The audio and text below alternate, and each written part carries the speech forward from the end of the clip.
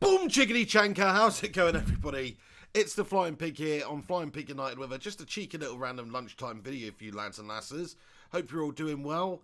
Thank you very much to you for stopping by. I hope you're staying safe and everything with all this bloody corona guff that's going on at the moment. Bloody gashtastic virus is what it should be called. But either way, you know, thank you very much for stopping by, and I just want to talk about there's some breaking, or I guess you wouldn't call it breaking news, but some news. Some speculation, maybe. But in all reality, you know, it's probably going to happen, which is, let's have a look at this then. You know me, I don't like to talk about any shite unless it's actually pretty legitimate stuff. So, what it is Odion Ighalo, obviously he came from Shanghai Shenhua on a 6-month loan in January transfer deadline day signing pretty much, and was an excellent... It's been an excellent form for the last few games. It's really looked like a top quality centre forward that United have been lacking. And he just seems like such a positive guy. Love him. Absolutely bloody love him. Do you know what I mean? I don't think I've just warmed to a player who's come in and signed as quickly as I have Odion Ighalo. And bear in mind, Bruno Fernandes has just come in as well. Do you know what I mean? Like, I love him too. Don't get me wrong. This is a love triangle we got on the go here. But in reality, it's all about Odion. No. Look, Bruno's amazing. He's going to be the catalyst for years. But what I mean by that is, just the way that he has represented himself, just the way that he has glowed about Manchester United, that he looks so happy to be playing for Manchester United. And I know, you know, you should be happy about playing for Manchester United, whoever you are.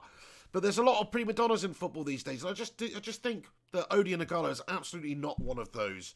He knows the opportunity that is in front of him at Manchester United. He knows the great club with the great history that Manchester United is, and he's prepared to fight his socks off and try and work and stay and get into Manchester United's team. I think you can see that early on with just how he's approached it. He's given us something different. He's looked way better, and his attitude has been phenomenal. So come on, my son, Odion Ighalo. What an unbelievable signing that actually was in January, because it just filled that hole that we needed, and he's already contributed, 4 goals or something in that time, and he's been just an absolute professional player for us. Shout out Matty Rush, mate. How you doing, Matt Rush? He says, Ighalo, Odion loves the cinemas. He does, mate, he does. I mean, he's literally named after one. His parents must have frequented it quite often. You know how, like, Brooklyn Beckham is named after Brooklyn, which was the place where Victoria Beckham and David Beckham conceived Brooklyn Beckham? That's why they named him Brooklyn. We all know that, right? I'm just saying Odion. Just saying Odion.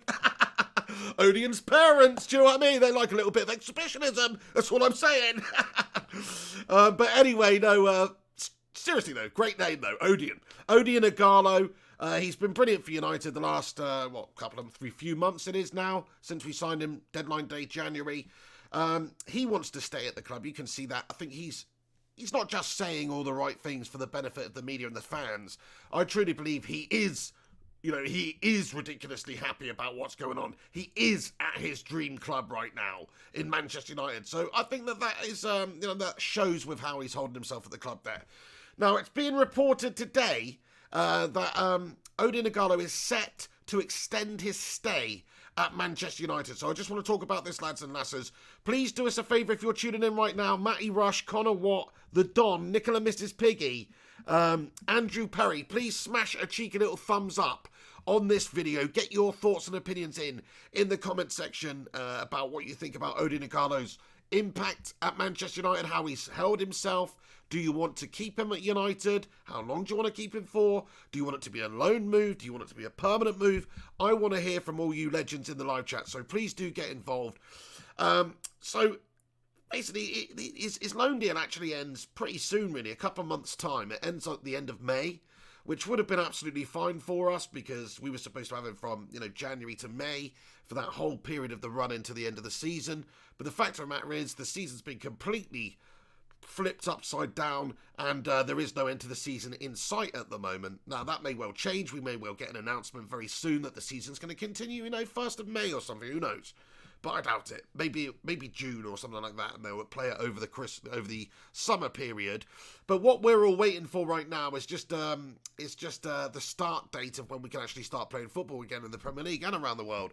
But Odion Ighalo, though, he'll be going back to Shanghai Shenhua on May the 31st. Unless Manchester United can get some sort of a deal in place to extend the loan or to actually put in a bid and permanently look to sign him for Manchester United, which is a possibility because he has looked very, very good for us and the fans have warmed to him and he seems to love it here.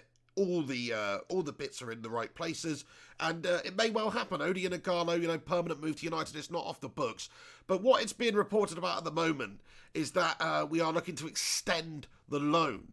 So maybe we'll be looking to extend the loan until the end of the actual season proper, because the loan was going to run out at the end of May, and that would have been okay for us. But what we need to do now is have him for when the season does start again, because that's what I was talking about in previous videos. Like, it would be a nightmare if Odion Ighalo went back to China at the end of May, and then the season starts in June, and then we don't have Odion Ighalo again. Like, that would stitch us right up, because he's been a very important player for us. And, Martial's been doing a good job at number 9 as well. But I just think Odion's a proper centre-forward. Odion gives us something else. He'll be able to play in other games as well. You could still play Martial at striker. I'm not saying he's a better option than Martial. Martial's got bags of potential still. He's still got age on his side, really. Odion's 30. So, but Odion's a great talent. He's a proper centre-forward. He holds it up great. Back to goal. Really talented finisher. Some of the goals he's already scored for Manchester United have showed that finishing ability. And I've just been massively impressed with him. When we signed him, and he's an ex-Watford player, and yeah, you remember him from a few years ago in the Prem, but other than that, I hadn't seen a whole bunch of Odion Ighalo in playing football, to be perfectly honest, other than that spell at Watford, where I was impressed with him. But all that time's gone on. You've gone to China. You've heard that he's moved on. He's not really reached the heights at the top of the game. And you think, well, okay, it's just a bit of a backup signing for a while. It's better than nothing, isn't it?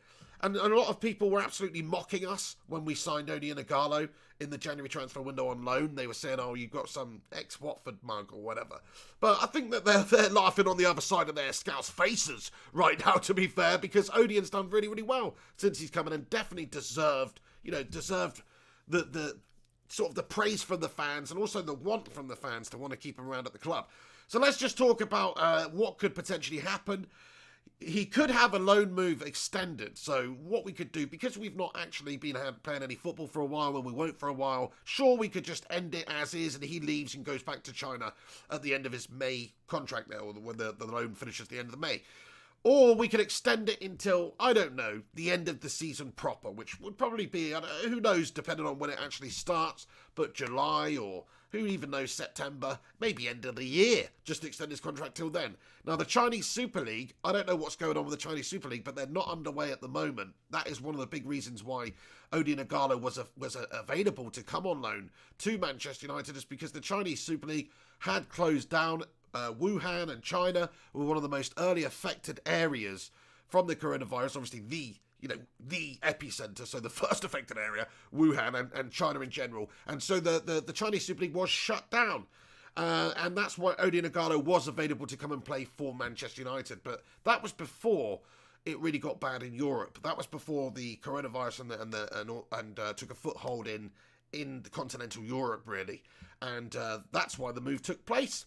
I don't think that, if if it was any further along in this situation, Manchester United would have actually made the move, because it was looking likely that we were going to close down proceedings anyway. But we got him in there. He looked great. Then, obviously, the situation got pretty damn dire in Europe, and now everything's been written off. So what do we need to do? We've got to extend the loan signing or put in a permanent move. Now, it says here, Odion Ighalo's loan deal with Manchester United ends on May 31st, and it will likely be extended to June the 30th due to the shutdown caused by the coronavirus pandemic. Okay, so like I'm saying, it really does depend on what's going on in China, though, because let's face it, if China's league gets back underway in June themselves, or July themselves, or September themselves, whatever it may be, and the Premier League hasn't already got underway, then surely they'll want Odion Ighalo back at Shanghai Shenhua. Surely they would, because the loan deal would have gone to its end anyway, May 31st. They'll want their star striker back. He's on something like £300,000 a week over in China, so it's a heck of a lot of money that he's on as well. I'm sure they are getting a reasonable amount of remuneration from Manchester United, but I think it's only a percentage. I'm not really too sure, actually. I think maybe Odion's up for taking a cut and things like that. It depends. We don't know the inner dealings of the actual deal. But Shanghai Shenhua would certainly want him back, I'm sure, if they're starting their Chinese Super League campaign, unless Manchester United obviously buy him off of them, or extend the loan deal by remunerating them with a pretty decent package. So we'll see what happens. I mean, what we need to do is extend the loan deal, absolutely, for 6 months, another 6 months from now, if that's possible, if the Chinese Super League isn't getting underway, if they'd be open for that, give them a few million quid or whatever it may be just to get the deal done. Because it's better to have him around and not need him than need him and not have him around. So that's what we should really be looking to do with Odeon, I think. Permanently, though, in my opinion, I think he probably, it's only a little short audition spell that he's been at the club. But in my opinion, we should be looking to make a permanent move for Odion Ighalo because he represents everything that I want a Manchester United player to represent. He plays with a smile on his face. He's respectful, very respectful individual. He loves the club. He plays with passion. I don't really care about having the best technically gifted players in the world. Give me 11 Odion Ighalos over one bloody Neymar any day of the week, or one absolute melty melt pot like that, or some Luis Suarez gimboid, or some bloody, I don't know, who else is a complete tosser. Just, anyone you can think of that fits the mould. I would rather a player like Odion Ighalo who's just, who's respectful and a personable sort of guy, and who holds himself in the right sort of way for United. And I think that Ole Gunnar Solskjaer will be very, very happy with Odion Ighalo since he's come in, and he would be trying everything in his powers to make that move permanent. So I think we shouldn't be looking to do that. We should be looking to put a bid in for Odion Ighalo and get the deal permanently wrapped up. And you know what? I don't really understand why we can't do that right now. Like, maybe there's no point. We don't know when the season's actually getting back underway. But even more reason to actually announce something positive. Even more reason to go in there, talk to Shanghai Shenhua, get a deal in place, and then announce something and just say, look, yeah, you know what, we've made the decision to put in a bid for Odion Ighalo, Shanghai Shenhua. I've accepted it, and Odion's in Manchester.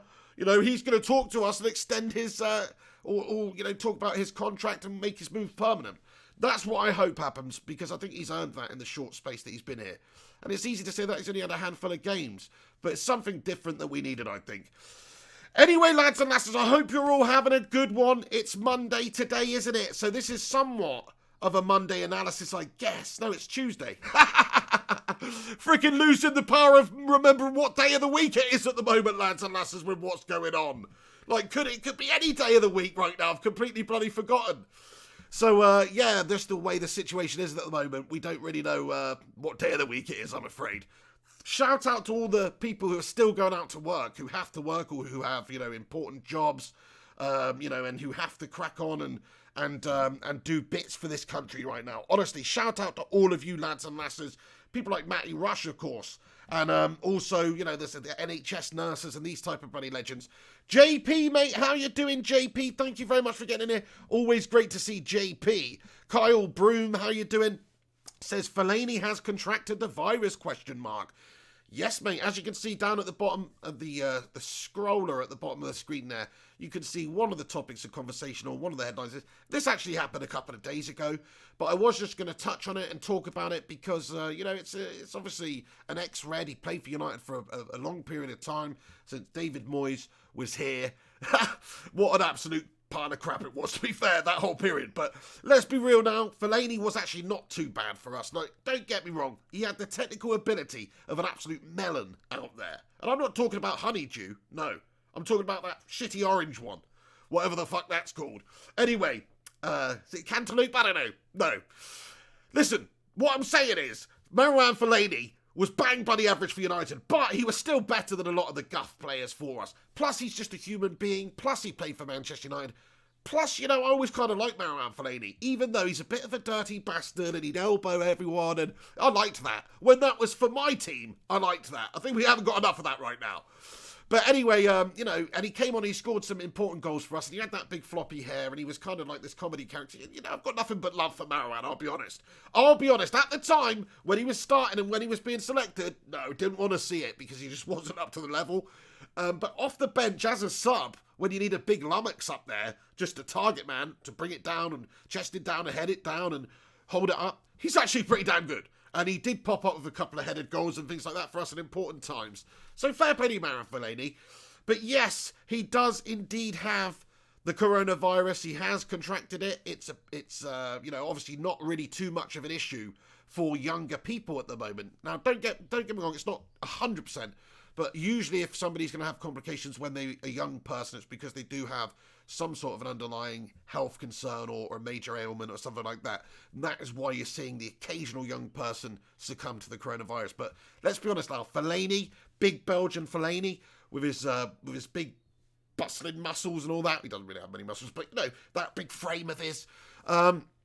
He'll probably be absolutely fine, won't he? And Mikel Arteta has come out today and said that he's recovered from the coronavirus now. He's absolutely fine. He's back to normal. And of course, Mikel Arteta's the type of guy where, he definitely keeps himself trim and in shape. But he's still, at the end of the day, like a 40-odd-year-old bloke who's, he's not a 20-odd-year-old athlete. So I would imagine that Marouane Fellaini is going to be absolutely spot on. I hope so anyway. But yeah, thoughts and prayers to all the people affected by this. I think there's been a couple more Juventus players that have actually been diagnosed with the coronavirus as well. Don't believe many Premier League players at all. There's a couple, isn't there? But not very many Premier League players have the coronavirus, which is good news for us in terms of, well, in all terms, but certainly in terms of maybe looking to get this Premier League campaign finished in the summer.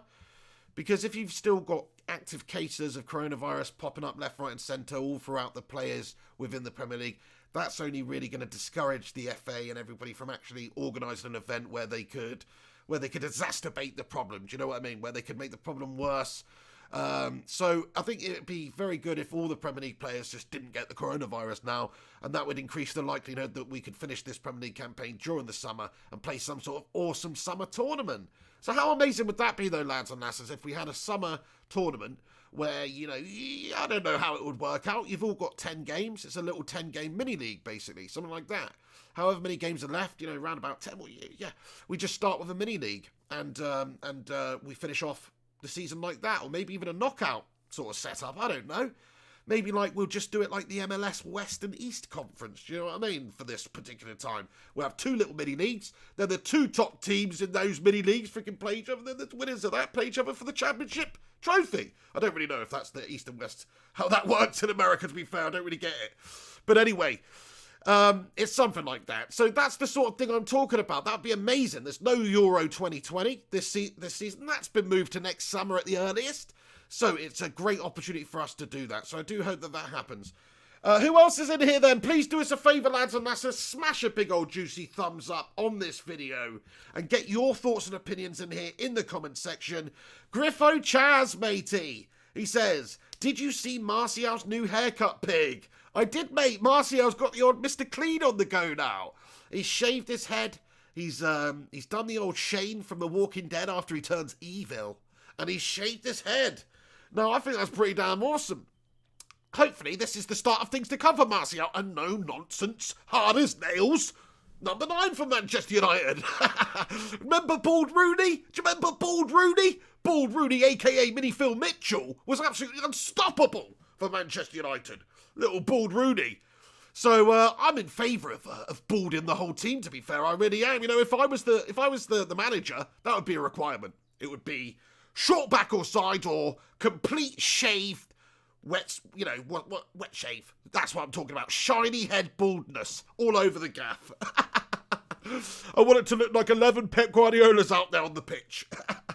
Hey, thank you for that, Griffo Chaz. Yeah, Martial, fair play to him. It's a bold move, that one. I didn't even mean that. I didn't even mean that to be a pun. Hey, thank you so much for that. And who else is in here? Ice Queen Gaming. Hey, how are you doing, Ice Queen? It's always great to see you in here too. Are you doing any Icy Queenie gaming at the moment? Do let us know. Thank you, Matt Rusher. Smash a like for the pig. What's this that's just come in here? Oh, thank you so much, Mr. Gungers. Where's Gungsha? I haven't even seen him in the chat. Gungshi says, yes, pig, we should definitely sign Odi and Ighalo. Our man in Guangzhou. Henry Hotspur should be sent over to Shanghai to seal the deal. Get it done, and let's keep the Igloo guy at United. Fair play to you, Gungshi. Thank you so much for that, pal. Really appreciate that, man. And also, I'm going to say I have to disagree with you there, Gungshi. The last person I want to go over and seal the deal to bring Odi and Ighalo into the club on a permanent move is that Henry Hotspur melt. Are you serious? Like, come on. Like, he's not going to do us any favours. He's a bloody Tottenham Hotspur fan. He'll probably try and sign him up for Spurs. No, thank you so much for that, Gungers, you bloody legend.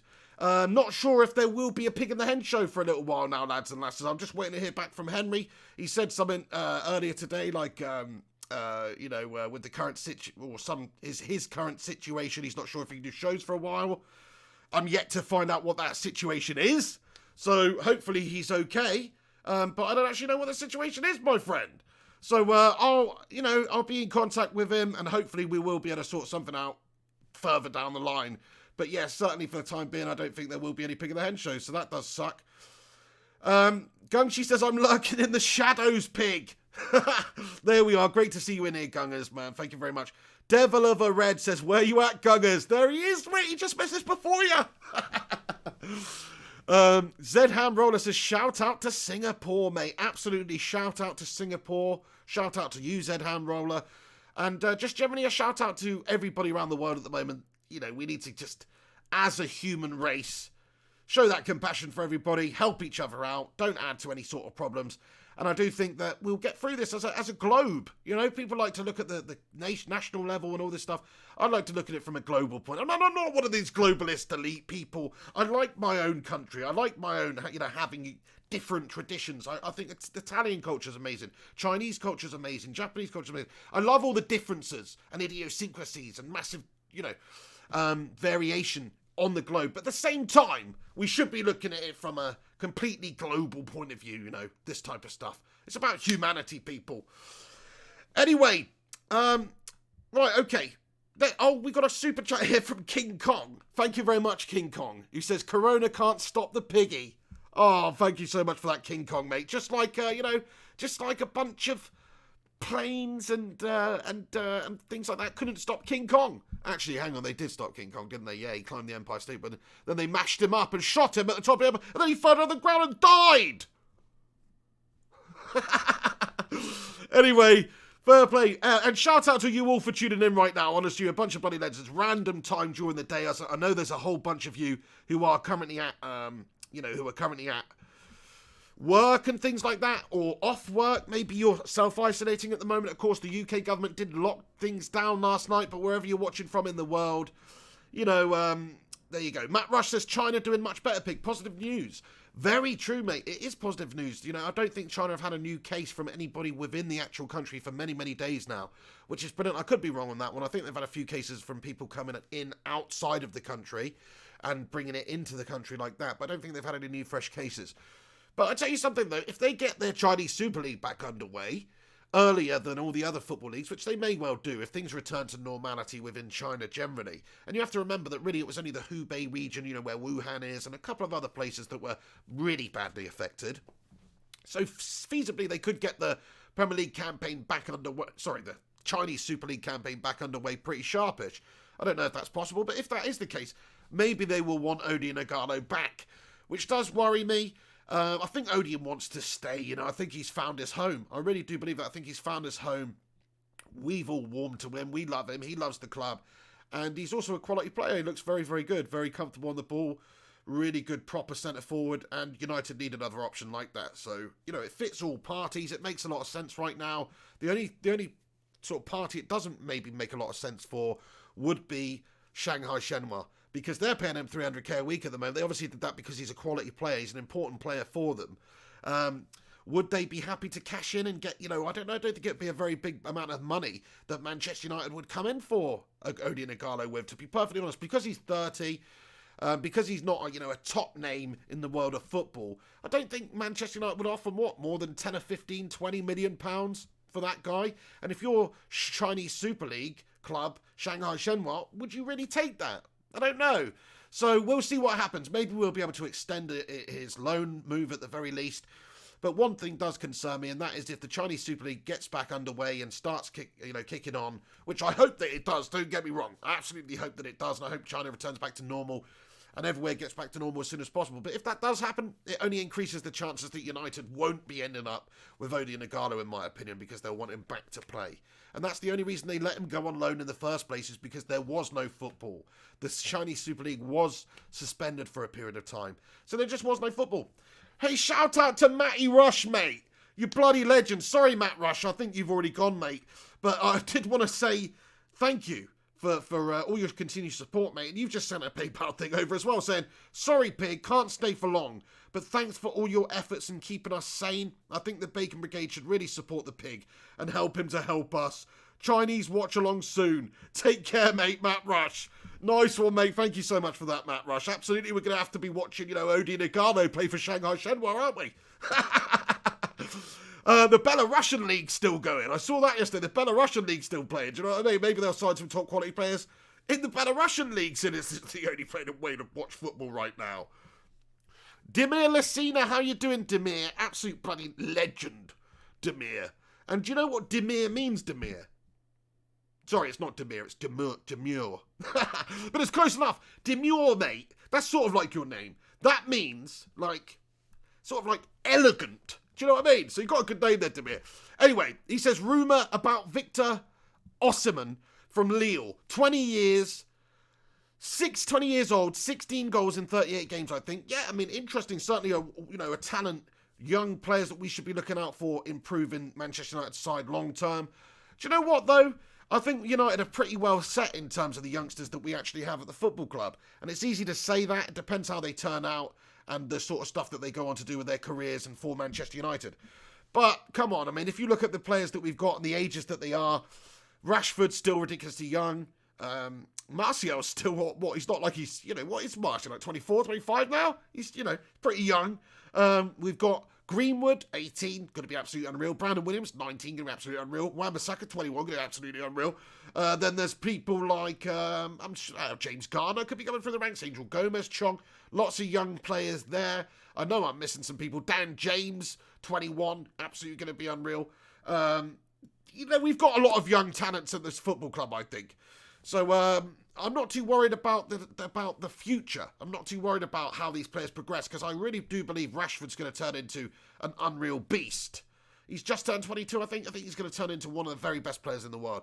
If you base it on this season that he's just had, he had a bit of a low at the start when Martial was injured and he was playing striker for us. But ever since then, when he's been played out on the wide left, he has looked absolutely unreal. Unplayable at times. Leading the Manchester United scoring charts throughout the season. Really, really great performance over the course of the season from Marcus Rashford. Now, so he's just going to get better and better and better and be one of the best players in the world. I'm sure about that. Look at what he's done at his age in the Premier League compared to the other top players when they were that age in the Premier League. So it really fills me with a lot of confidence. JP says Jude Bellingham, 16-year-old Jude Bellingham, Birmingham City. We're definitely in for a shout of signing Jude Bellingham. And he came to visit Manchester United's training complex and stuff like that recently. Great shout, JP. Jude Bellingham, absolutely, another young talent for the future that United could be looking to sign up, 16 years of age. So United are pretty well set in terms of the youth at the club. We just need these players to kick on. We just need these players to improve. And the players we've got right now in a few years' time should be brilliant. If you look at Spurs 5-6 years ago, they had an incredible crop of young talents, or 4 or 5 years ago, whatever it was, then they started coming through. Harry Kane, Dele Alli, the back line that they had, you just knew that they're all just going to continue to get better and better. And they've got great young talents, and they're not quite there yet, but give them a few years, and they're going to be top quality talents. Now, maybe Dele Alli, that's not really worked out for. But Harry Kane, a lot of the players that Spurs have got, they haven't signed that many players over the years. It's only this last season where you've seen them spending the money. They just stuck with the same players and let them grow.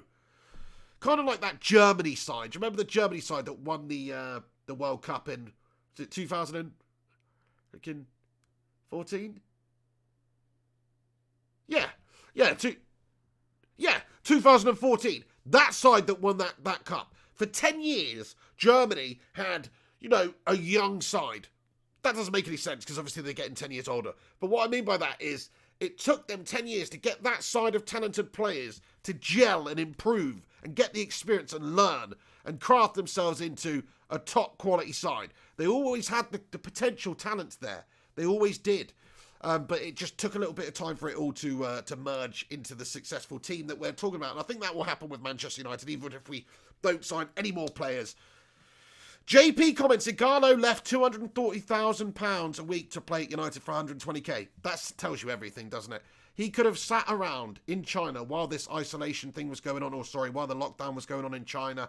He could have sat around playing video games, doing whatever the hell he wants, ordering takeout, just living the life. He could have been doing all that. But instead, he decided he wants to go and play for Manchester United for less money and stay busy and play football for his boyhood club that he loves. And that is why United fans love Odion Ighalo so much, because it's not just the way that he plays and how he holds himself for United, but it's also the fact that, like you say, JP, he was so eager to play for this club. It's a dream for this guy to play for this club.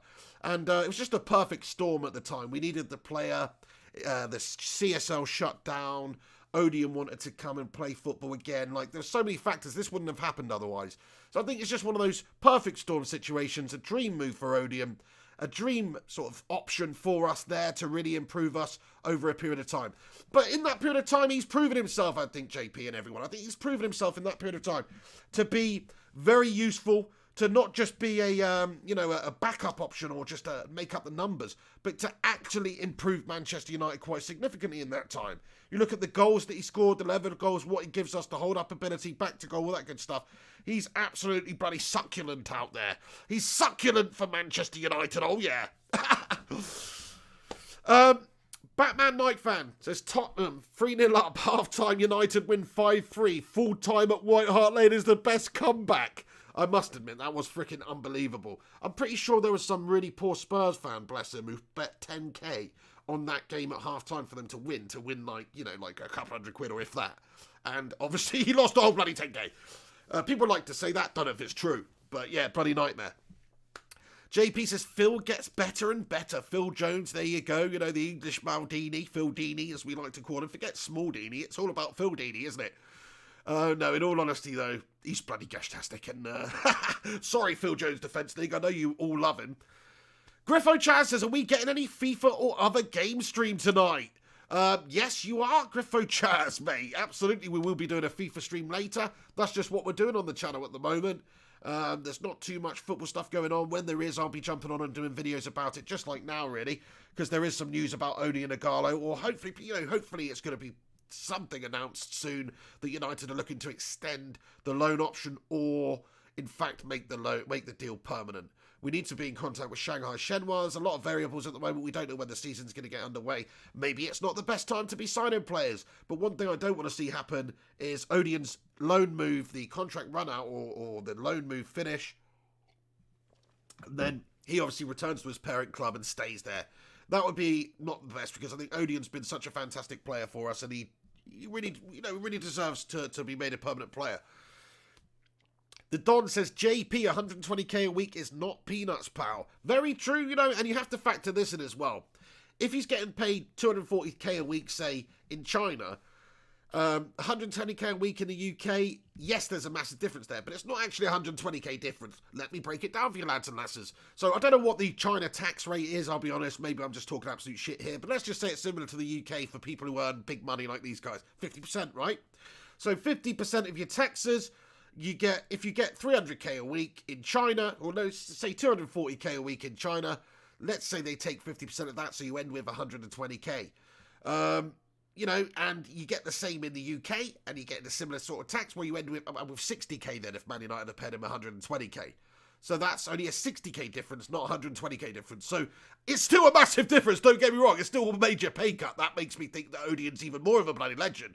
But it's not 120k pay cut, if you know what I mean. Burnow Dean, how you doing, Burnow? Great to see you in here. Comments and says, yep, Ighalo, big fan, come on United. Absolutely agree, we need to do our utmost to try and sign Odion Ighalo. I think he's a great player. I'm going to jump into your comment section now, lads and lasses, for 5 minutes or so. Please do us a favour and smash a big juicy thumbs up on this video. Give it a like. Also, if you're new to the channel, hit that subscribe button if you want. Devil of a Red said, has to be City. When Michael Owen scored, Mark Hughes' face was a picture. Oh, yes, mate. After Craig Bellamy just got the late equaliser for them and they thought they snatched the point, Giggsy threads the ball through Michael Owen. The scenes! He was worth signing just for that game alone, wasn't he? Just for that goal alone. That whole signing of Michael Owen. Inspired signing, by the way. Inspired signing by Fergie at the time. Free transfer. Mickey O. Nice one. Popped up, scored a hat-trick against... Was it Wolfsburg in the Champions League? As well. Those two moments paid for himself, for sure. Gary Wells said, is this true or just paper rumours, Pig? Well, I mean, you know, this is what I mean. It's paper rumours. Well, no, it's been reported that Odion Ighalo, Manchester United are looking to extend his contract because basically it does run out the end of May. The season is not going to get underway until probably at least then. So, of course, Manchester United will be in touch with Shanghai Shenhua about the potential future of Odion Ighalo in this period of time. So right now, United are going to have to contact Shanghai Shenhua, and it's been reported that they have, and it's actually been reported that they're trying to extend it at the moment to June 30th, which is only another month, which to me doesn't really make a whole lot of sense because we don't know if the Premier League is going to get underway before June 30th. Like, it could start again in July, and then what? We've just got on the blow to Shanghai Shenhua. Can we extend the loan move till June 30th, please? And then we still don't get to play any football until July, and then we just got to do it again. We're going, it's like, it's unbelievable, really. So, yeah, I don't know. I mean, if that's the case, I think it's a bit silly. We should be looking to extend it longer than that, or actually making the loan move permanent, making it a permanent transfer. But at the same time, like I said, Gary, if you're just joining us, mate, there is a bit of an issue with the whole CSL getting back under the way, the Chinese Super League getting back underway. So if that does get back underway before the Premier League, they may well want Ighalo back in their side. He's a Shanghai player. He's a Shanghai player at the end of the day. But yeah, it'd be very nice if Manchester United could obviously sign Odion Ighalo on a permanent move. I personally think he's a great bloke, just like you have said there, Gary Wells. He says, I would love to sign him personally. Great bloke, one of us. Absolutely, definitely a Manchester United player. William Hoy says, I don't think we need Pogba now. Oh, opening up a can of worms there. Just one thing to say about, videos on this channel and things like this. If this is one of those videos where it's kind of like, this should happen. This is going to happen. These are just a lot of my thoughts as well. I'm not just going to make up stories and bullshit. You can get that from all the other freaking clickbait channels. But it may be paper talk to a degree. But if you actually go back and look at all my videos, the stuff that I've talked about, I only talk about the stuff that actually happens. If you actually go back and look, it's like I'm doing videos about Maguire, doing videos about, Wan-Bissaka, doing videos about... There's only a couple of incidences where we haven't actually ended up signing the player. So I only do it when we get to a certain stage. This is that stage where Odion Ighalo, he is a United player. We need to extend the loan or make it a permanent move. He's played his way into the situation where all United fans love him and want him, and Ollie wants him. So it's going to, I think it's going to happen. I do. But yeah, Pogba, to go back to your question there, William Hoy, Pogba, what does he say? He says, I don't think we need Pogba now. I mean, in all honesty, I don't think so either, but a lot of people are interested to see how the Pogba and Bruno Fernandes connection actually works out at United, because it could be amazing. And let's not be stupid and say Paul Pogba's not a top player, because he actually is. That's the most annoying thing about Paul Pogba in a United shirt. He's got bags of ability, but you don't see the ability very often. He's got, some big cojones on him too. But all you actually see is an outline of some little raisins in there or something most of the time on the pitch. Because he doesn't show those balls out there for United. Unfortunately, he does let his head go a bit. Maybe he's got somewhat of a character flaw when it comes to the motivation, somewhat of a character flaw when it comes to the determination out there. Because you shouldn't be letting your head drop. You should be fighting to the bitter end in a United shirt. And that's what I think Ole Gunnar Solskjaer wants from players who are playing for United right now. He wants that character more than anything. Technical ability comes secondary in a lot of ways, in my opinion, too. I think it needs to be about the character. You need leaders, you need fighters. They don't have to be a leader, but they just need to be able to fight.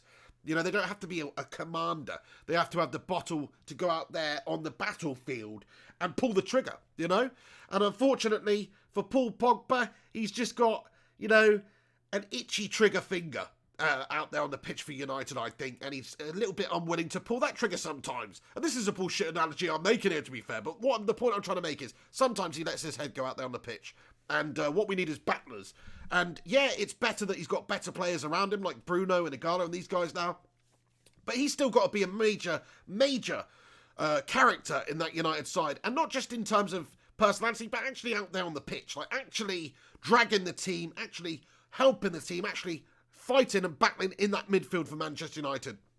So yeah, look, if somebody wants to come in and give us 100 mil plus for Paul Pogba, I honestly would take that right now, because we've seen 3 or 4 years of Paul Pogba at United and it's never really lived up to it. Could he turn the corner? Could he build that partnership with Bruno?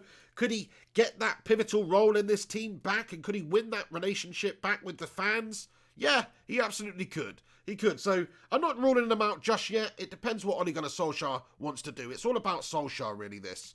I know if we get a massive bid in, it won't just be about Solskjaer, be about Woodward and the Glazers and cashing in. But if we do have the option, if Solskjaer has the option, it's up to him, really. It's up to him whether he likes Paul Pogba's character in the dressing room and on the pitch. He's seen an improvement with Matic and Fred over the last couple of months without Paul Pogba in the side.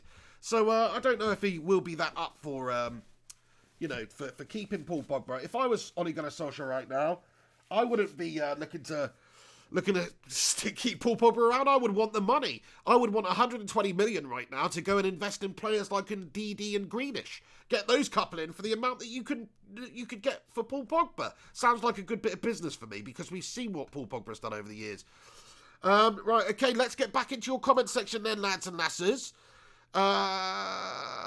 Gary Wells says, sell Phil and Jesse, tighten and lighten the wage load. LOL.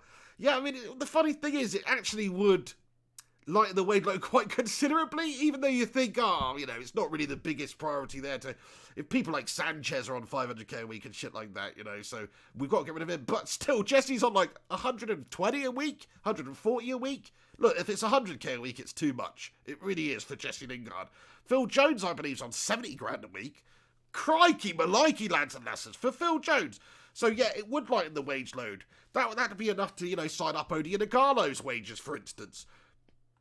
Bernal Dean says, sell Sanchez. We don't need him. Big up, Pig. Good work, bro. Thank you very much, Bernal. Love your input. Thank you very much for getting in here today. Yes, Sanchez. Didn't even talk about that. He'll be coming back soon. Talk about the elephant in the room, more like the turd in the bowl. Do you know what I mean? Talk about the turd in the toilet bowl that is Manchester United right now. That is Alexis Sanchez. You flushed it down. You flushed it again. And that mother chuffer just keeps popping on back up. Do you know what I mean? It's like Jaws or something. It's like something out of Jaws every single time.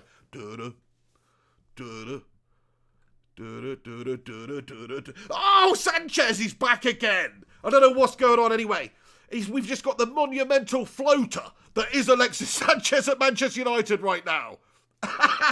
Don't get me wrong. He seems like a nice enough guy. That's what pisses me off. I'd love him to be like Luis Suarez or something. It's just some absolute prick that I could really dislike. But on the face of it, looks like a nice guy. Walking his dogs down the beach, Nice guy, Bruno Mars impersonator, all that stuff. He'll catch a grenade for you, this guy. He really will. But out there on the pitch for United, he was absolutely bloody gash-tastic, my friends. Really piss poor. Not up to the level, not up to the standard. To be perfectly honest, not a United player. Doesn't matter if he's on 50k a week. He's not a United player. He's not worth paying 50k a week to. 500k a week's an absolute joke. We're paying him hundreds of thousands of pounds a week to go and melt at Inter right now. Inter are absolutely bloody sick of the sight of him themselves. They flushed him down with the Italian plumbing system there, and he's popped right back up, unfortunately, again for them. But eventually, they will be sending him back to Manchester, and we will actually still have him contracted at the club. Now, I don't know what's going to happen, whether United will look to loan him out again, pay some of his wages, whether we'll keep him at the club, give him an option, give him an opportunity. I don't see that happening, to be perfectly honest, because this is Alexis Sanchez we're talking about. And it's not the Arsenal Alexis Sanchez. It's so frustrating with Alexis Sanchez, lads and lasses. Let's just talk about this for a second. You've triggered me here. Because, look, the thing is, Batman Nightfan says, I hope Inter sign Sanchez permanently. I don't think they will, though. I don't think they've got on very well with him over at Inter, to be fair. Just like we didn't, because I just don't think his attitude stinks these days on the pitch. Don't know, he's just happy to collect his money. He's got his mind on something else. He's proven himself over his career, Barca and Arsenal, and, he's just bored now. He just wants to retire. Just wants to collect his 500 grand a week and bloody retire. Start playing golf or something like Gareth Bale, I don't know.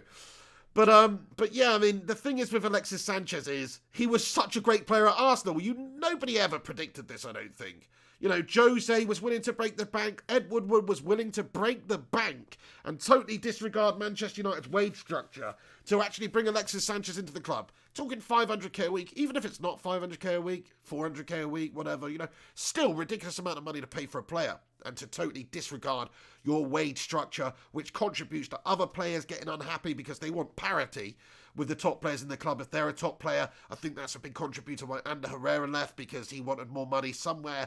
You can't justify it when you say, I'm doing this for the club, and Sanchez over there getting triple what I'm getting, and I'm asking for a little bit more, and you're not giving it me? Fuck you guys. I can understand it from Ander Herrera's point of view. I really can. And with the trophy situation, all that stuff. So, anyway, how's Ander Herrera doing over at PSG? Is he doing anything? I haven't heard jack shit from Ander Herrera since he's been over there. Is he doing anything?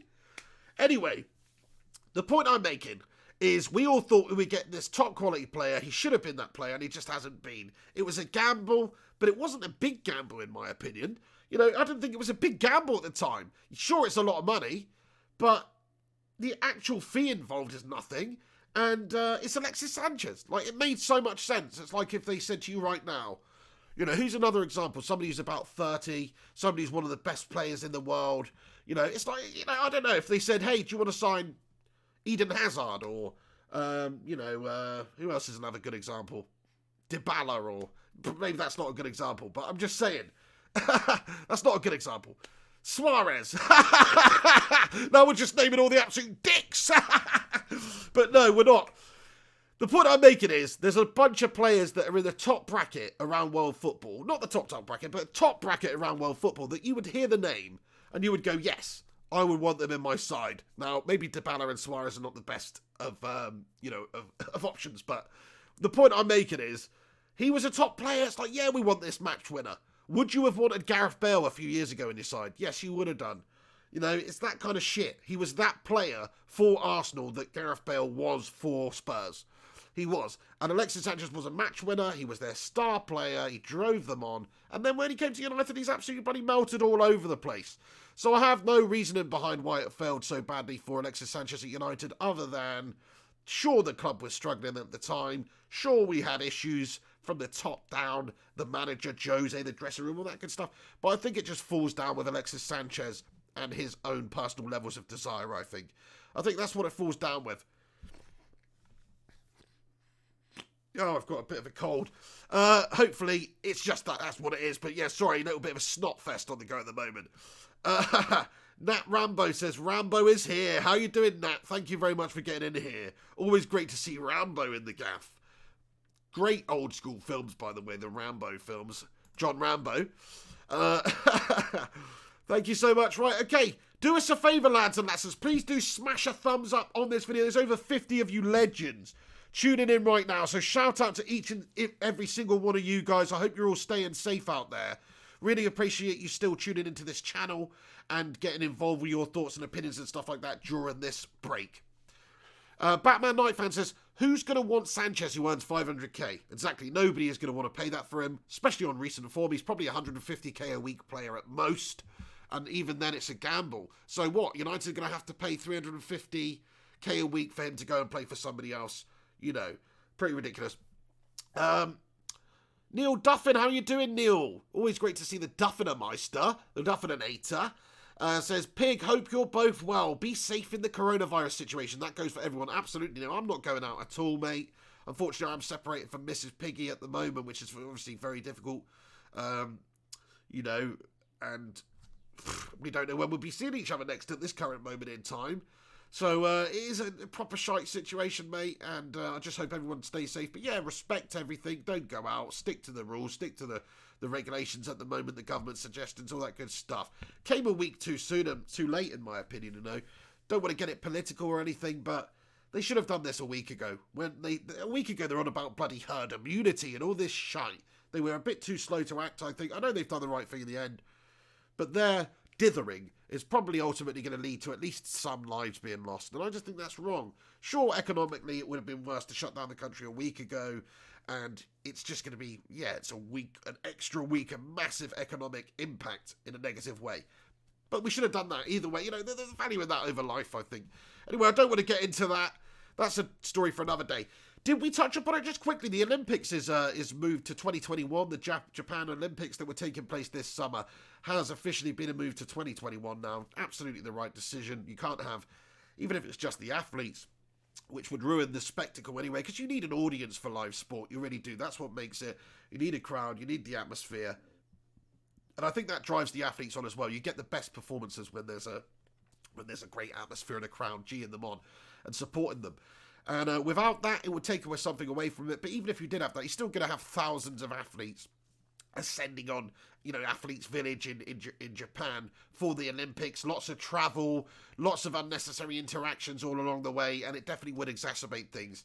Plus, you know, sporting events and things like that right now, they're just a complete nightmare. I mean, I don't know if you saw also Charlie Austin. Of course, a footballer has tested positive for coronavirus, and he thinks that he got it at the Cheltenham Festival. So this is another thing why I think our government had a bloody nightmare, because they should have closed the public gatherings and limited public gatherings a lot quicker than they did. I know they did it eventually, but they still... It was actually the Premier League and the football world that decided, nah, too much, we can't do this. It wasn't the UK government. The UK government just said, crack on as normal. We'll get this herd immunity, you know, infect as many as you want, and we'll boss it, we'll deal with it, whatever, we'll take it on the chin. That's what they were doing. It was actually the Premier League, the FA, and all the organisers, and UEFA and everybody that decided, no more. And they stopped the football. They stopped it. Otherwise, the UK government would have probably only just about done that right about now, to be perfectly honest. That's how bloody much of a bunch of dithering philanderers they are, to be perfectly fair. But if they'd have actually if they'd have actually stopped it sooner, then it would have been a lot better for people, because think about all those people that are interacting with each other at the football games. Think about at Cheltenham Festival. Charlie Austin's got it at Cheltenham Festival. I'm sure there's a bloody lot of other people that got it at Cheltenham Festival. Sir Alex Ferguson, you know, 80 years old, whatever he is, 70 odd, you know, recently had, you know, a brain issue. He's recovered fully, thankfully. You know, it's great to see him fighting fit and out and about at Cheltenham Festival. Don't get me wrong, I want him to enjoy his life. But crikey, the risk was always there. And I know he's probably being careful. He's not partying like Charlie Austin, rubbing up against some, you know, 20-year-old piece or whatever. He's not doing that. But even so, like, they should have closed these sporting events. They should have stopped it. The UK government's had a mare on this one. They should have absolutely closed the sporting events down like the rest of the world did, and stopped the spread. But instead, they let people decide for themselves, you know, which unfortunately, a lot of the people in this country are just melt brains. They really are. And they will go and get pissed up and not give a shit about, you know, the little old lady down the street who they might bump into at the post office that same day or whatever it is. You know, they don't care. They're out there partying and getting pissed up, and that's just how it is for a lot of it. It's UK culture, you know. There's a lot of dickheads. But there's still, you know, most people in this country, obviously, class acts like you guys. You know what I mean? But yeah, your government had a mare. They should have shut down that 100%. There should have been no sporting events on whatsoever, no big public gatherings whatsoever, and then they would have obviously controlled the spread a lot better than that has happened. So, you know, people say, oh, there won't be that many cases from Cheltenham Festival. Well, Charlie Austin got it from Cheltenham Festival. He says he got it from Cheltenham Festival. So, if he's got it, there's going to be other people that have got it. It's just absolute, you know, absolutely unbelievable from the UK government, that. So I'm very disappointed with how they've done this whole thing. We were all talking about it for weeks, saying we should lock the UK government down now while we can. Lock it down before the spread gets too bad. It's only really today or this last day that you've stopped seeing people gathering. The UK had to announce a lockdown. Boris Johnson had to do it, didn't he, last night? To announce that the UK was being locked down and you can't go out for more than an hour a day. You can only go to the shops, exercise, all this stuff. You can't go out other than that. But they should have done that a week ago, in my opinion, because for that whole week, what you had is people taking advantage of the nice weather, going to the beach, going to all the promenades, going to all these places. You see all the supermarkets packed. You're seeing people breathing on each other. It's quite unbelievable, really. And on top of that, you've got idiots who are going around licking items in supermarkets and putting them back on the shelves. What is the matter with the human race, lads and lasses, honestly? Oh, my God. Anyway, Ted Zavala says, in regards to finishing the Premier League season, I say each team select one player and have them play FIFA 20 and televise it. Well, actually, they do have esports teams, don't they? Like, a lot of these Premier League sides will have esports sides who play PES and FIFA up against each other competitively. So that is actually already probably going on, my friend. But yeah, I don't know if that will be used to decide the outcome of the Premier League. But, you know, if it is, that'd be pretty awesome. William Hoy says, after total shutdown only, the outbreak will slow down. Absolutely, I'm not saying you can stop it by shutting everything down, but you can certainly slow the spread. Of course, if you don't go out, if people are not interacting, if they're not mixing in big social groups or gatherings, then of course it's going to stop the spread. So a week ago, if they'd have done that, they'd have slowed the spread. If they'd have done it 2 days before that, they'd have slowed the spread even more. Because they left it a week or even longer, the spread was allowed to continue to a degree. So I think it's actually really bad from this government. And if thousands of people do die, like Italy or like Spain, and shout out to those countries, and I feel really awful that there's so many people over there that are affected. I can't stop thinking about the amount of the Italian people that are dying right now. It's unbelievable.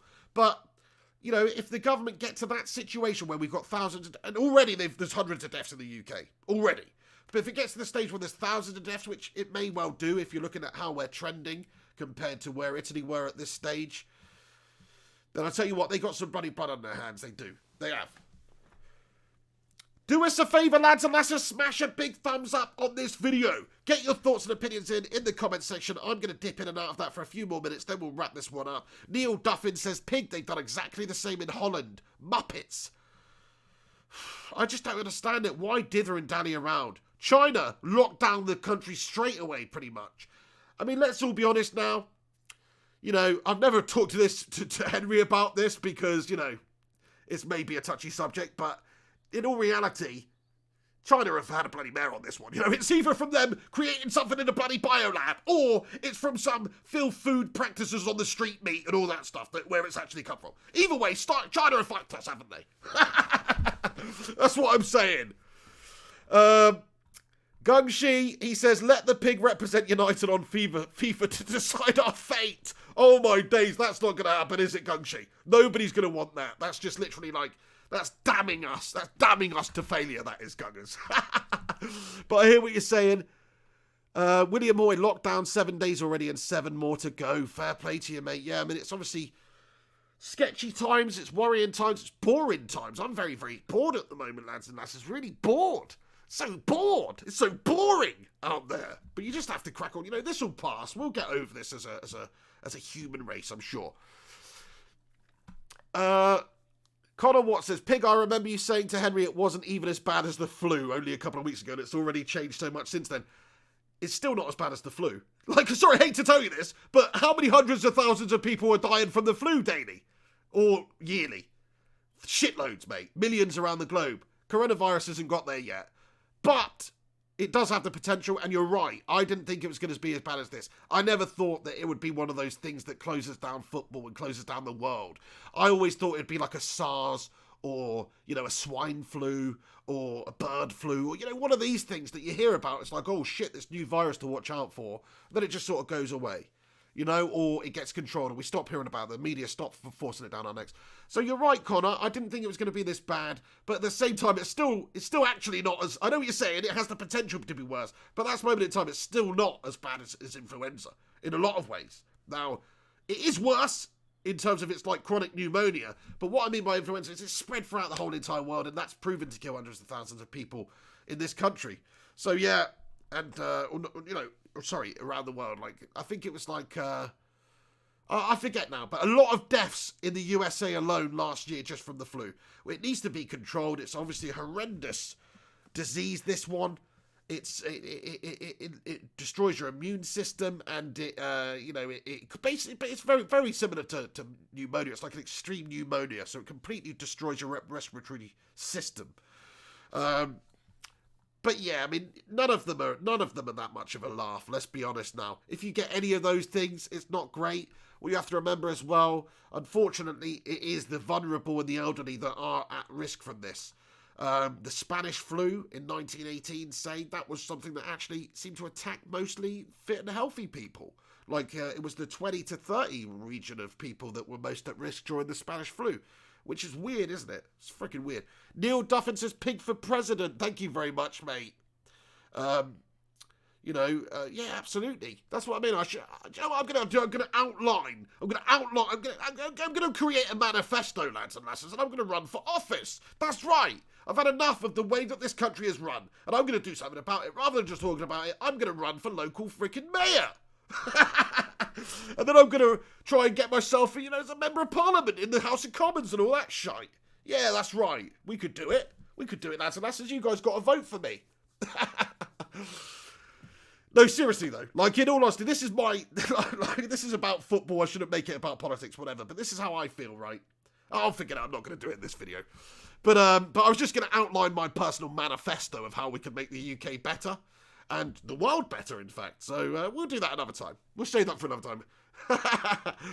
Hey, shout out to you, Ruddy, mate. How you doing? He says, for unemployed people, unfortunately, Democrats struck a package bill down. Now they are playing political games. Yeah, I saw that, Rudd.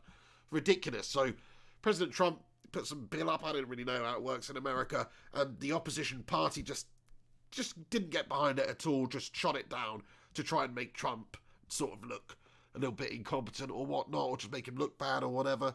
It's pathetic, really. There's this big situation going on when lives have been taken and affected, and you've still got this political bullshit crap going on behind the scenes. All that hoity-toity nonsense behind the scenes. That political agenda. So it's very annoying.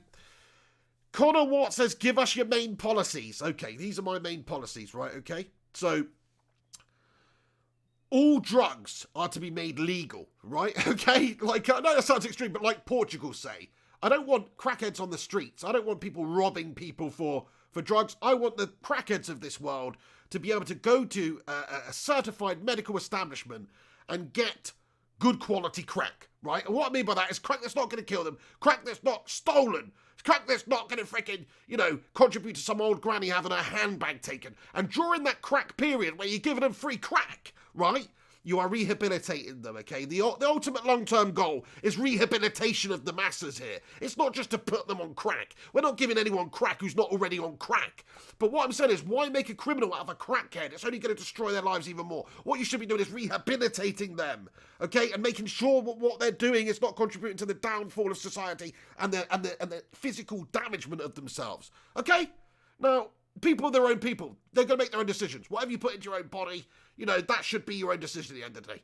But there's certain drugs which have got a hold of people, and that's a massive problem in society.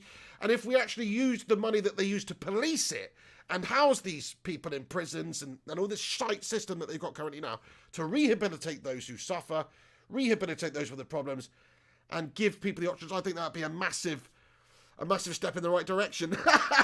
JP says pig endorsing crack. No, I'm not endorsing crack, but the point I'm making is, all drugs, think about... Okay. Think about all the money that is spent on policing crime associated with drugs. Think about the Moroccan drug lord with his gang chain who's bringing the drugs into the country, or wherever it's from. Choose your drug. When in reality what you could do is, let's just say cannabis. Cannabis is the easiest one to talk about right now because cannabis literally is legalized in many, many states in America, quite a few countries around the world now, but not in the UK. Cannabis, for instance, it doesn't kill anyone, so already it's, in terms of physical reaction and things like that. So it's already better than alcohol, which kills 30,000 people a year in the UK alone because of stupidity, drink driving, falling off of things, also liver disease and other ailments that are associated with alcohol. Then you have other drugs, even paracetamol kills like 10 people a year. So the fact that you'd have cannabis illegal just makes me rage because it doesn't kill anybody. But also the amount of money that is used to police it is ridiculous. And I'm not talking about finding the stoner Billy on the end of the corner and finding him and taking his bloody stash off him or whatever. I'm talking about, you've got people producing this within our country. You've got, people producing it in other countries, whether it be Albania or wherever it may be. And they're bringing it into the country. And there's this whole network of policing that has to take place to control that black market effectively. All you're doing with prohibition here is creating an underworld, creating a black market which is non-taxable, which contributes to crime, death, manipulation of people. It's fucking ridiculous. Like, it's all set. I think it's all set up. I think it's all set up to try and keep us down or something. Because in no right way in my mind can I understand why you would allow this drug supply chain to take place when you could actually just control it yourselves. You can make sure that the people out there on the streets are not smoking bloody glass crystals in their bloody stuff that's mixed with who knows what. And you can try and rehabilitate them. You can cut out the underbelly, that crime underbelly. If let's just say cannabis, right? Cannabis is legalized in a lot of countries. If you produce that in the UK, how many jobs would that create? How much taxation would you get from that? People are going to do it anyway. Instead of going to get it from, the Albanian drug lord that lives down their bloody street or who's bringing it in, they get it from an establishment which is contributing to the upkeep and the taxation and all that stuff of the country. Do you know what I'm saying? It's pretty damn simple, really. You wouldn't have to police it. It completely cuts out that drug lord aspect, that gang aspect. It takes away the criminal underbelly. All of a sudden, those dealers or those growers or those importers or whoever who are bringing this drug in from a different country into the nation to distribute it amongst the UK, all of a sudden their supply chain is gone. All of a sudden they have to move on to something else. Do you know what I mean? So there's no drawbacks to this. You get extra taxation. Billions of pounds would be generated into the UK economy from things like cannabis. You'd have the policing, the amount of money you would spend on it would be absolutely insane. You could use that money to rehabilitate people. You could use that money for the prevention and the education of getting people off hard drugs. And you could actually invent an industry within the country as well. Like, think about that. Now, whether you feel about drugs or you disagree, agree, whatever, fair enough. Just look at the facts. Nobody's ever died from that. Alcohol is legal. You can drink it. You can do whatever you want. You can buy enough alcohol down at Tesco's right now to kill a horse. You can. A lot of people overdrink and they die. That actually happens. People think that doesn't. That happens. Okay? Just like overdosing on ecstasy or whatever. That actually happens. Now, sorry to make this all about political stuff, but, and this is just one of my policies. But I truly don't understand why. I don't understand why they wouldn't want to create that industry within the UK. I don't understand why they wouldn't want to get rid of that criminality that is surrounding that. I don't understand why they wouldn't want to create lots of jobs within the UK. Boost our economy. I don't understand why they wouldn't want to do that. I don't want to understand why they want to lock people up instead of rehabilitating them. So that's one thing for me. Now, it's not about drugs, big God Bobby says, Pig the drug baron. It's not about that. It's just one of the examples in society that winds me the fuck up, because I see all the positives from it and I see very few negatives, and at the moment with the current system all I see is negatives. So that's it anyway. That's there you go. That's it. I'm going to run for, what's that party called? The legalized cannabis party. No, listen, that's just one of the policies that I've got. But if you like that policy, if you like that policy and you agree with that policy, then you probably agree with a lot of my other policies. That's what I'm saying, because they're level-headed. I'm talking about the benefit of people here, the future of the nation. I don't want to criminalise people. I don't want to create an underbelly of crime and not be able to tax that, not be able to police that. No, why bother? Do you know what I mean? JP says 2 weeks lockdown is ruining your life.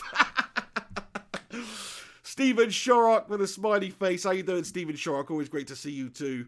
The Shorrockinator, the Shorrocker. Let's call it the Shorrocker.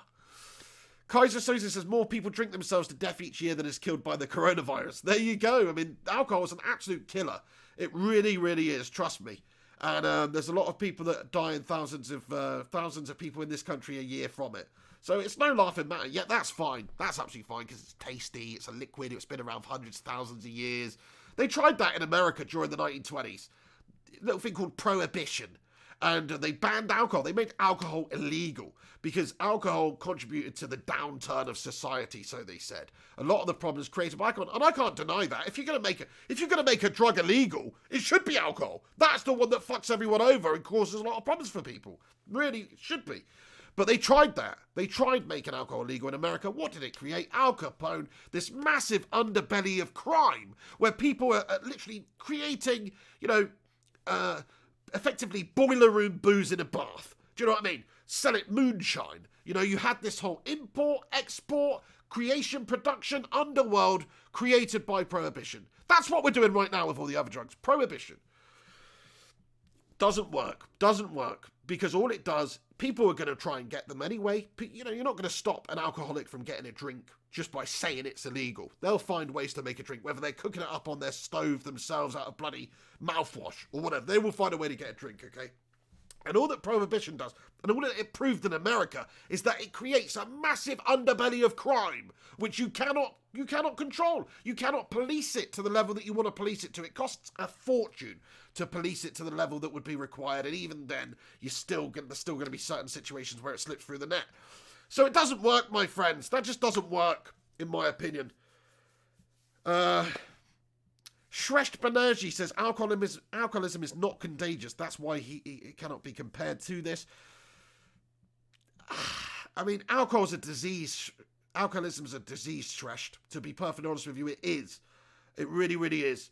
Yeah, I know. I won't talk about how I know that, but alcoholism is definitely a disease, my friend. Anyway, I think I'm going to wrap this video up right now. Appreciate all you legends who are tuning in. I've just seen we've hit over an hour on the live stream. So thank you to everybody that's tuned in today for this video. You're a bunch of bloody legends, honestly. Shresht, Nicola, Ruddy, Kaiser Soze, Gungshi. Who else is there? Matty Rush, of course. Big God Bob, Gary Wells, Connor Watt, Bernard Dean, Neil Duffin, Ruddy, William Hoy, Stephen Shorrock, JP, Alex the Rinconator. Thank you very much, Rincon. He says, like the video. Please do smash a thumbs up on this video and get involved, with the post-match comments as well. Please do us a favour in this time of need right now, lads and lasses. Come back once this video is finished and get your comment in. Comment on the video. It'll help us out on the YouTube algorithm and all that good stuff. So please do come back. Have your say about anything we've discussed in this video. I try to respond to as many people as possible. You know, I'd love to hear from all you lads and lasses out there. I really do.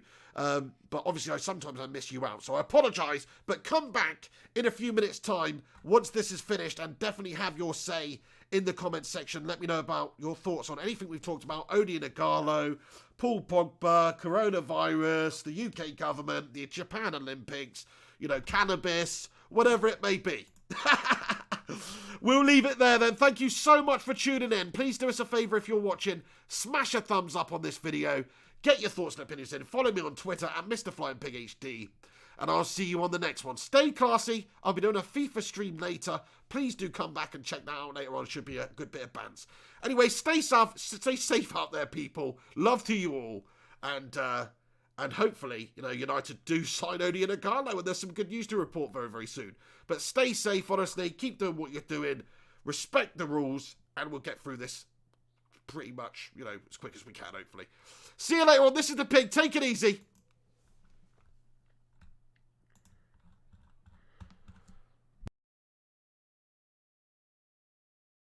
Oh, there it is. There's the show, lads. And thank you very much for getting in here. Odi and Ighalo news for you. Bit of Man United news. There's not too much at the moment, so when there is, we'll definitely talk about it.